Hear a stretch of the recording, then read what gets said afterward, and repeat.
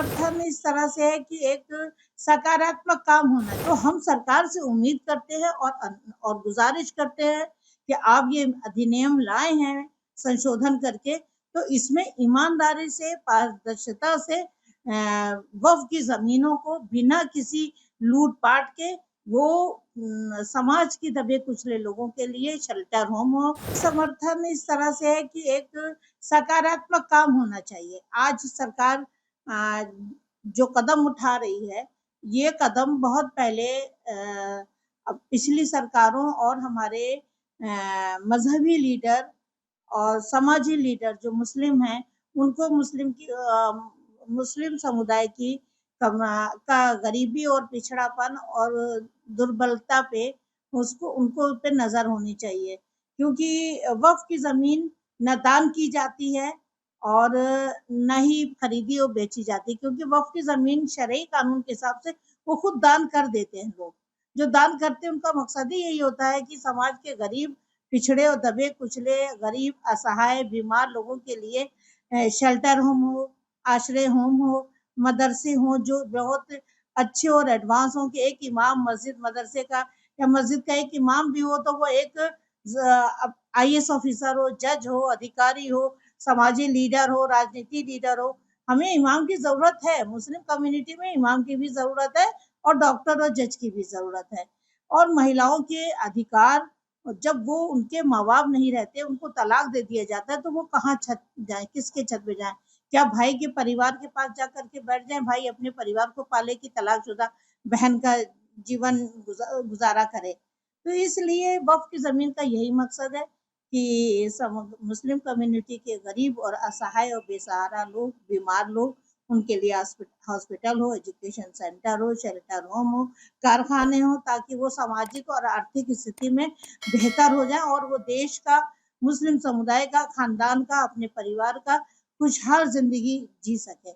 तो जब ये काम अभी तक वक़्फ़ की ज़मीनों के साथ में नहीं हो पा रहा था और समाज में ऐसा नहीं कि 100% नहीं हो रहा था। समाज में कुछ लोग वक़्फ़ की ज़मीनों पे अच्छा इस्तेमाल कर रहे हैं, एजुकेशन सेंटर खुल रहे हैं, मदरसे खुल रहे हैं, लेकिन वो जितना काम वक़्फ़ के विभाग को करना चाहिए, वो ईमानदारी से वक़्फ़ विभाग ने नहीं किया। ज़मीनों की लूट-मार होती रही, सही मकसद पूरा नहीं हुआ।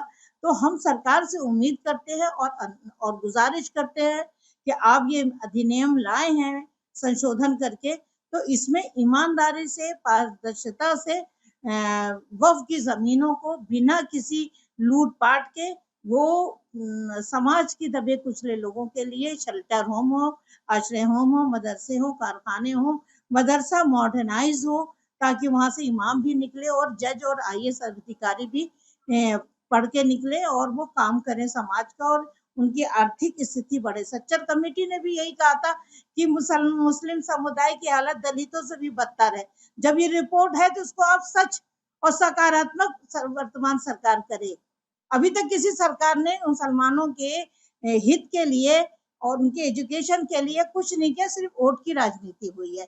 तो हम बीजेपी सरकार या वर्तमान सरकार से गुज़ारिश करते हैं कि आप अपने मकसद में पारदर्शिता और न्यायप्रिय तरीके से उन महिलाएं जो अधिकार वंचित है, न्याय वंचित थी, उन सबको वही कुछ मिले जो उनका हक बनता है और वक़्फ़ की ज़मीन का देने का जो जायज़ मकसद था, वो मकसद पूरा हो जाए। इस बीच अगर बात किया जिस तरीके से ये बिल पेश हुआ है, तो इसके बाद कहीं न कहीं जो विपक्ष पार्टियों की बात की जाए, वो भी कहीं न कहीं विरोध में आए हैं, कुछ धर्मगुरुओं की बात की जाए, वो भी विरोध में आए हैं। तो अब तक क्या सोते रहे क्या? अब तक सोते रहे? भई उनके हाथ में इतने साल थे, 75 साल थे, 80 साल थे। क्या किया उन्हीं ने? सिर्फ़ ज़कात और खैरात के ही पैसे से वक़्फ़ की ज़मीनों पे हॉस्पिटल और कारखाने खुल सकते थे। लेकिन किसी ने ही इतना वक़्फ़ की ज़मीनों पे तवज्जो नहीं दिया।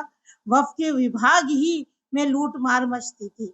अब हम वर्तमान सरकार से गुज़ारिश करते हैं कि पिछला जो कुछ भी नुकसान हुआ है, वक़्फ़ की ज़मीनों के साथ अब लूट-मार ना होने पाए।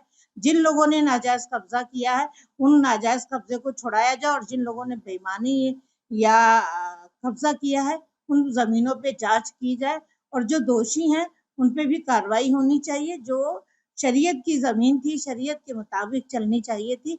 कि उसपे गरीबों का, असहाय लोगों का उसपे शेल्टर होम हो, कारखाने हो, एजुकेशन सेंटर हो, उसमें ताकि समाज की मुस्लिम गरीब तबका वो भी सामाजिक और आर्थिक और शैक्षिक तरीके से विकास करे और देश का भी विकास हो और मुस्लिम कम्युनिटी में भी खुशहाली आए।